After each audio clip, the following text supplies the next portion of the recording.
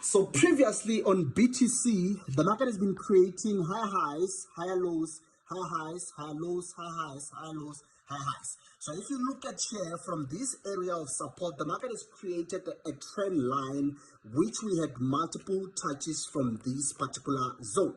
And then it did not even end there only, but if you look at a little bit above here, they've got an area of resistance, which is an area of interest at the end of the day. Then the market broke out from this particular area, which was used as a resistance previously. They then did what we call the changes of a resistance into a support.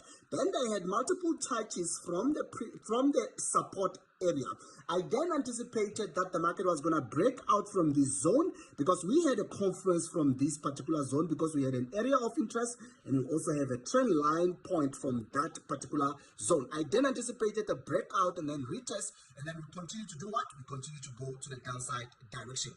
The reason why we wanted to go to the downside direction, it is simple because of what has been happening on the weekly time frame. So if you look at here, we had an area of interest as well, but we also had a W pattern, a W pattern, which is a reversal pattern. And then after that, the market broke out of the neckline, and then they went all the way to create a new high. And then I anticipated a pullback into the neckline area before we have the next impulsive move to the upside direction. As you can see right here, we already had some factors of confluence from the candlestick formation, which was the reversal pattern from that point. Right now, if you look at on the H4 time frame, which is the smallest time frame that we use, right, you're definitely going to see that the market finally broke out and went and created a new lower low. They created a lower high, and then they pulled down again. They created a lower low, lower high, lower low, lower high, and then low, and then the market finally broke and went and create what we call a higher high.